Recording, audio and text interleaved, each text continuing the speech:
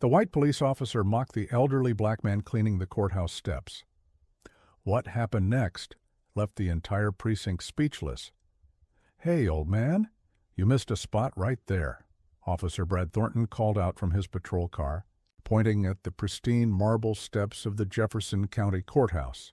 His partner, Officer Mike Stevens, chuckled from the passenger seat as they watched the 65-year-old custodian methodically scrub each step with practiced precision. Marcus Freeman looked up briefly from his work, his weathered hands never pausing, in their rhythm. At 65, he had been cleaning these courthouse steps for exactly 3 months, arriving every morning at 5 a.m. when the building was empty and the streets were quiet.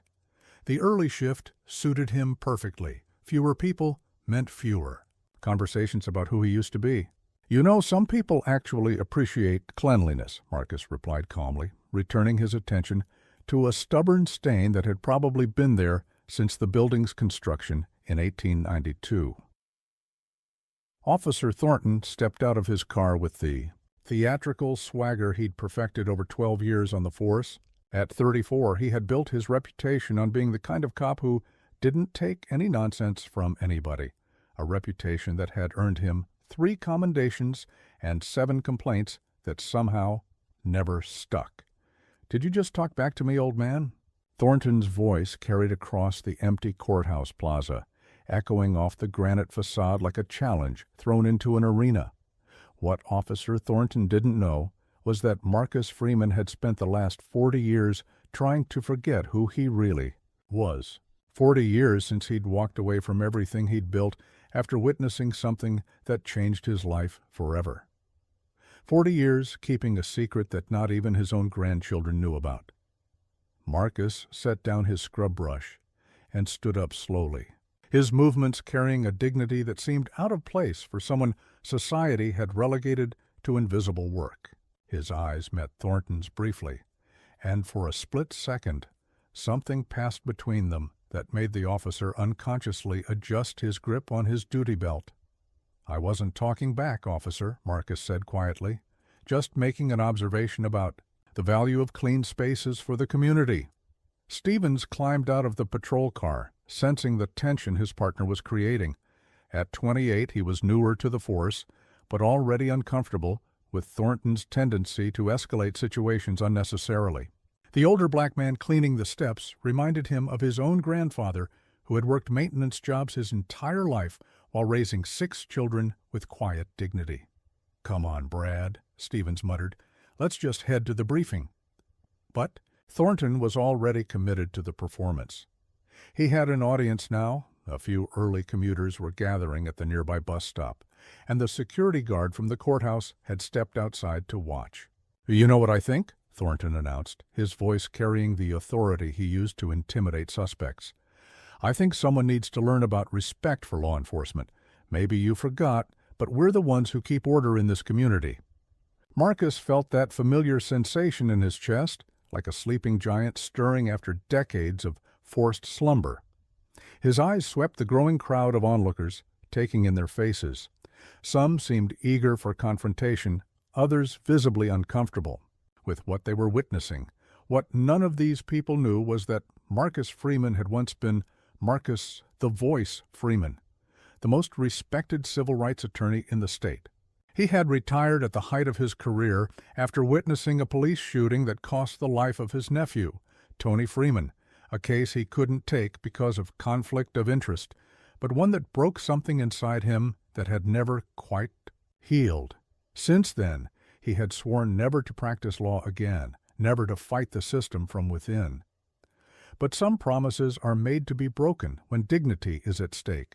"Officer," Marcus said finally, his voice carrying a quiet authority that made several onlookers straighten involuntarily, "I respect law enforcement when it serves and protects all members of the community equally." The statement hung in the air like smoke before a fire. Thornton felt his face flush with a mixture of anger and something he couldn't quite identify, the uncomfortable sensation of being intellectually outmaneuvered by someone he'd dismissed as irrelevant. "Are you lecturing me about law enforcement?" Thornton stepped closer, his hand resting on his baton. "You want to explain to me how to do my job, janitor?" A young black woman with a law degree pin on her briefcase strap had stopped to watch. The interaction. Jessica Martinez, 26, was on her way to her first day as a public defender when she witnessed what was clearly an abuse of authority in progress. She pulled out her phone and began recording. "Excuse me, officer," Jessica interrupted firmly. "Is there an actual crime being committed here? Because it looks like this gentleman is just doing his job." Thornton spun around, his eyes narrowing with irritation. "Ma'am, I'm going to need you to step back and mind your own business." "Actually," Jessica replied, her voice steady despite the intimidation, "documenting potential police misconduct is very much my business. I'm an attorney." Marcus watched this exchange with growing interest. There was something about the young woman's courage, her willingness to stand up to established authority, that reminded him of his younger self. The same determination, the same refusal to accept injustice silently. He had been that person once, fresh out of law school, ready to change the world through the courts. Before the system had worn him down, before he'd lost too many cases to corrupt judges and biased juries, before Tony's death had shown him that sometimes the very institutions meant to protect justice were the ones that needed protection from themselves. "Officer Thornton," Marcus said, and something in the way he used the man's name, with the precise authority of someone accustomed to addressing courts, made everyone present turn to listen. "The young lady is right. There's no crime being committed here except perhaps harassment of a citizen performing lawful employment." Thornton felt a chill run down his spine. There was something about the way the old man spoke now, the careful legal phrasing, the calm command of language, that awakened all of his defensive instincts. "How do you know my name?" Thornton demanded, his voice revealing the first crack in his confident facade. Marcus glanced at the nameplate on the officer's uniform. "It's right there on your badge, officer, along with your badge number, which I'm sure Ms." He looked questioningly at Jessica. "Martinez," she supplied, still recording, "which I'm sure Ms. Martinez is documenting for her records." The crowd around them had grown larger. Construction workers heading to job sites, office workers catching early buses, students walking to community college classes. A cross-section of the community that rarely got to witness such encounters in broad daylight. Stephen stepped forward, trying to defuse the situation. "Look, everyone, let's just take a breath here. There's no need for this to escalate." But Thornton was beyond de-escalation. His authority had been questioned in public by people he viewed as beneath him in the social hierarchy. His wounded pride demanded satisfaction. "You want to know what I think?" Thornton announced, addressing the crowd like a prosecutor making a closing argument. "I think we've got an uppity old man who's forgotten his place, and a lawyer who thinks her degree makes her better than the people who actually keep this community safe." The words uppity and forgotten his place cut through the morning air like a blade. Several people in the crowd shifted uncomfortably, recognizing the loaded language for what it was. Marcus closed his eyes briefly, and for a moment he was back in a courtroom 25 years ago, hearing similar language from a prosecutor, who objected to his client, a young black man accused of robbery, wearing a suit to trial. "Your Honor," the prosecutor had said, "the defendant seems to be putting on airs above his station." Marcus had won that case, but the victory had felt hollow. How many more cases would he have to win before the language itself changed? How many more young men would he have to defend before the system stopped seeing their humanity as putting on airs? "Officer Thornton," Marcus said, opening his eyes, "I want you to think very carefully about what you just said, because there are witnesses here, and some of them are recording." Jessica held up her phone. "Everything's been documented, including the use of racially charged language by a public servant." Thornton felt the ground shifting beneath him, but his pride wouldn't let him back down. "Racially charged? I didn't say anything about race. I just called it like I see it." "Actually," Marcus said quietly, "you did. And in my experience, When someone uses words like uppity and talks about people knowing their place, they're revealing more about their own mindset than they realize. Stevens grabbed his partner's arm. "Brad, we need to go. Now." But something in Marcus's phrasing, in my experience, had caught Thornton's attention. There was an authority in those words that seemed inconsistent with someone who cleaned Courthouse. "Steps for a living. Your experience?" Thornton sneered. What experience does a janitor have with legal language? That was when Marcus did something no one expected. He smiled. It wasn't a nervous or submissive smile. It was the slow, calculated smile of someone who had just been given the perfect opening to reveal a truth that had been hidden for decades. "Officer Thornton," Marcus said, reaching into his back pocket for his wallet, "let me show you something." From his worn leather wallet, he pulled out a small, laminated card. Even from a distance, Jessica could see it was a State Bar Association membership card. But as Marcus held it up, she could read the name. Marcus Freeman, Esquire. The silence that followed was absolute. "State Bar Association member for 42 years, Marcus announced calmly, specializing in civil rights law, constitutional defense, and police misconduct cases. Jessica felt her breath catch. She had heard of Marcus Freeman in law school, legendary attorney who had won some of the most important civil rights cases in state history. But he had disappeared from practice over a decade ago, and most people assumed he had died. Thornton stared at the card, his mind struggling to process the information. That's impossible.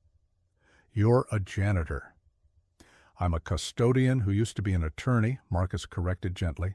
"I chose this work because it's honest, it serves the community, and it doesn't require me to compromise my principles for political expediency." The crowd had grown silent, sensing they were witnessing something extraordinary. An elderly black man they had dismissed as invisible was revealing himself to be one of the most respected legal minds in the state's history. "But why?" Jessica asked, her voice barely above a whisper. "Why give up a career like that?" Marcus's expression grew somber. "Because 12 years ago, I watched my nephew Tony Freeman die in a police shooting that was ruled justified. He was unarmed, coming home from his job at the hospital where he worked as a nurse. But he was big, he was black, and he was in the wrong neighborhood at the wrong time." The weight of his words settled over the crowd like a heavy blanket. Several people pulled out their phones not to record confrontation, but to document what felt like a historic moment of truth-telling. "I couldn't take the case because of conflict of interest," Marcus continued. "I watched other attorneys mishandle it, watched the system protect itself instead of seeking justice. That's when I realized that sometimes the most powerful thing you can do is step away from power and find other ways to serve." Thornton felt his worldview crumbling. This wasn't just some old man he could intimidate. This was someone who had probably forgotten more about law enforcement regulations than Thornton had ever learned.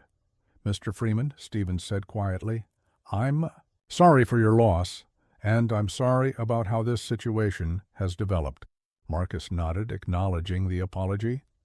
"Officer Stevens, I appreciate that.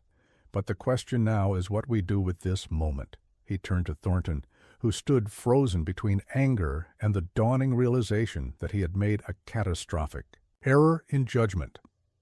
"Officer Thornton, you used your position of authority to harass a citizen who was performing lawful work. You used racially charged language in front of witnesses. And you escalated a non-situation into a public confrontation because you assumed that someone in working clothes couldn't possibly be your intellectual equal. Each word was delivered with the precision of a scalpel, cutting away pretense and exposing the raw truth of what had transpired." Jessica stepped forward. "Mr. Freeman, would you consider filing a complaint? Because what I witnessed here was textbook harassment and abuse of authority." Marcus looked at the young attorney, seeing in her the same fire he had once carried. "Ms. Martinez, I could file a complaint. I could probably have Officer Thornton disciplined or even fired, but that's not the kind of justice I'm interested in anymore." He turned back to Thornton. "Officer, I want you to understand something. Real authority doesn't come from a badge or a uniform. It comes from serving your community with integrity, treating every person with dignity regardless of their circumstances, and understanding that true strength is shown through restraint, not aggression." The crowd around them had swollen to nearly 50 people, drawn by social media posts and word of mouth. Construction workers, students, office workers, retirees, a true cross-section of the community, all listening to a civics lesson being delivered on courthouse steps by a man they had initially dismissed as irrelevant. "For 12 years, Marcus continued, I've been watching, listening, observing how our community interacts with law enforcement. I've seen good officers like your partner Stevens who understand that their job is to protect and serve all citizens. And I've seen officers who view their badge as a license for intimidation." Thornton's face was pale now, the full weight of his mistake settling in. Not only had he harassed a citizen, he had done so in front of a crowd that included one of the most respected legal minds in the state. "I'm sorry," Thornton said finally, his voice barely audible. I was out of line." Marcus studied the officer's face, looking for genuine remorse rather than mere damage control. What he saw was a man finally confronting the consequences of his own prejudices. "Apology accepted, officer, but apologizing to me isn't enough. You need to apologize to Ms. Martinez for dismissing her concerns. You need to apologize to these community members for providing them with a disturbing example of law enforcement behavior, and most importantly, you need to apologize to yourself for becoming the kind of officer that makes all good police look bad." The silence stretched for nearly a minute. Then, slowly, Thornton turned to face Jessica. "Ms. Martinez, I apologize for my behavior and for dismissing your legitimate concerns about police conduct." He turned to the crowd. "To everyone here, I'm sorry you had to witness an abuse of authority. That's not what law enforcement is supposed to look like." The crowd remained quiet, processing not just the apology but the extraordinary circumstances that had led to it. Jessica raised her phone. "Mr. Freeman, this entire interaction has been documented. Would you be willing to use this as a teaching moment? Because I think there's a lot the community could learn from what just happened here." Marcus considered the question carefully. For 12 years, he had avoided the spotlight, chosen anonymity over influence. But watching this young attorney stand up to authority, seeing community members stop their daily routines to bear witness to injustice, he felt something stirring that had been dormant for over a decade. "Actually, Ms. Martinez, I think I would, because what happened here today illustrates something important about assumptions, authority, and the way we see each other in our community."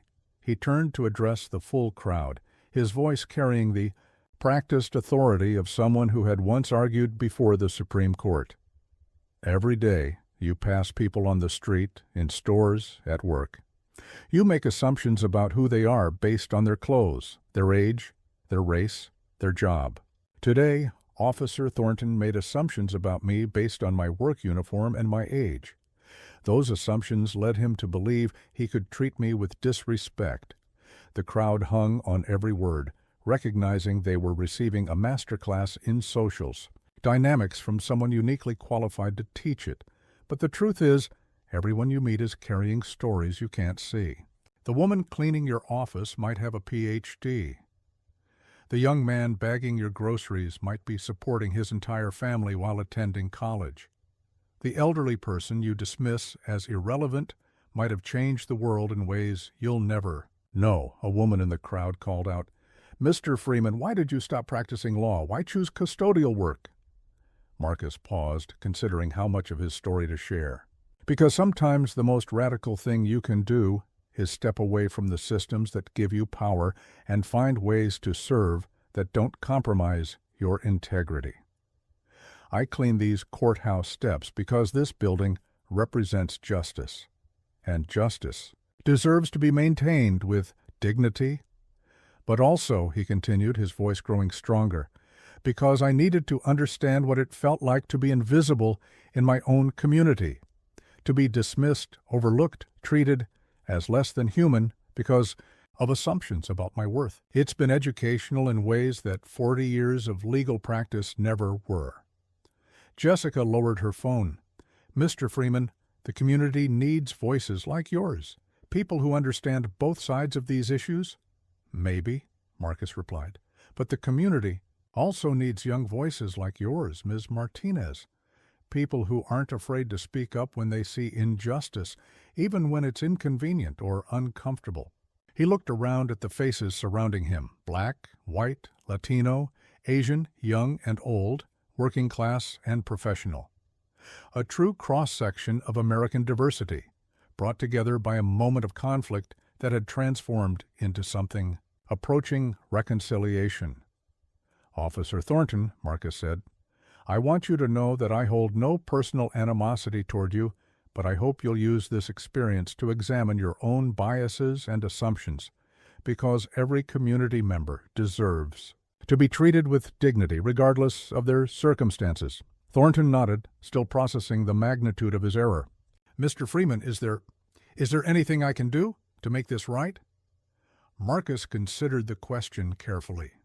Officer, the best thing you can do is remember this moment the next time you interact with someone you're tempted to dismiss or disrespect. Ask yourself, what don't I know about this person's story? What assumptions am I making? How can I serve and protect this individual's dignity as well as their safety? The crowd began to disperse slowly, many stopping to shake Marcus's hand or thank him for his words. Construction workers heading to job sites, students walking to classes, office workers catching buses, each carrying with them a story they would tell and retell about the day they witnessed transformation on Courthouse steps. Jessica approached Marcus as the crowd thinned. Mr. Freeman, I want you to know that this interaction is going to inform my entire career as a public defender. The way you handled this, the dignity, the teaching, the grace. That's the kind of attorney I want to be. Marcus smiled, seeing in her the passion he had once carried. Ms. Martinez, the law needs people like you, people who understand that justice isn't just about winning cases, it's about preserving human dignity and fighting for the voiceless. Would you consider mentoring young attorneys, she asked, because there's so much the legal community could learn from your experience. Marcus looked up at the courthouse steps, now clean and gleaming in the morning sun. For 12 years, he had found purpose in this simple, honest work, but perhaps the time for hiding was over. You know what, Ms. Martinez?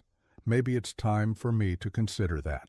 Because if today has taught me anything, it's that stepping away from the fight doesn't always mean the fight is over.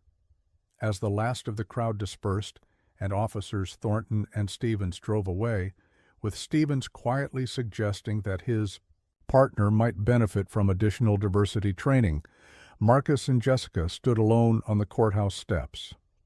Mr. Freeman, Jessica said, do you think anything will really change? I mean, will Officer Thornton actually examine his biases, or will he just be more careful about who he harasses? Marcus picked up his cleaning supplies, considering her question. Ms. Martinez, I've learned that you can't control whether people change. You can only control whether you give them the opportunity to change. Today, Officer Thornton was forced to confront the consequences of his assumptions. Whether he learns from that is up to him. But, Marcus continued, I think the more important question is whether we change, whether we use moments like this to examine our own biases, our own assumptions, our own capacity for both harm and healing. Jessica nodded, understanding that she had witnessed something extraordinary, not just a confrontation, but a master class in how to respond to injustice with dignity and strength. Mr. Freeman, I'd like to stay in touch. There's a group of young attorneys working on police reform initiatives, and your perspective would be invaluable. Marcus handed her a business card, not for Freeman Legal Services, which had been closed for 12 years, but for Freeman Community Consulting. I've been thinking about starting something new, he said. Community education, conflict resolution, bridging gaps between law enforcement and the communities they serve. As Jessica walked away, Marcus returned to his work on the courthouse. Steps. But something fundamental had changed. He was no longer invisible, no longer hiding from who he had been. He was Marcus Freeman, attorney and custodian, legal scholar and community servant, a man who had learned that sometimes the most powerful thing you can do is choose how you respond when power is used against you. 3 months later, the Jefferson County Police Department implemented mandatory bias training developed by Freeman Community Consulting. Officer Thornton participated in every session, often sharing his own story of assumptions and their consequences. Jessica Martinez founded the Young Attorneys for Justice Coalition, with Marcus Freeman serving as senior advisor. Their first initiative was a community education program teaching citizens their rights during police encounters. The video Jessica recorded that morning became a viral sensation, but not for the reason such videos usually spread. Instead of violence or humiliation, it showed transformation, a community witnessing what justice could look like when dignity triumphs over power. Marcus still cleans the courthouse steps every morning at 5 a.m., but now he also teaches 3 nights a week, mentors young attorneys, and serves as a community liaison between law enforcement and local neighborhoods. He learned that you don't have to choose between service and advocacy, between humility and strength, between forgiveness and accountability. Sometimes the most radical act is showing the world that all of these things can coexist in a single moment of grace. The courthouse steps shine a little brighter now, maintained by hands that understand the true meaning of justice, not as an abstract concept carved in marble, but as a living principle that must be cleaned, protected, and preserved every single day. Justice, Marcus learned, isn't something that happens in courtrooms. It's something that happens on courthouse steps, in everyday interactions, in moments when ordinary people choose dignity over dominance and understanding over assumption, and sometimes justice looks like an elderly black man in work clothes, teaching an entire community that true authority comes not from badges or titles, but from the courage to see every person as worthy of respect, dignity, and the full protection of their humanity.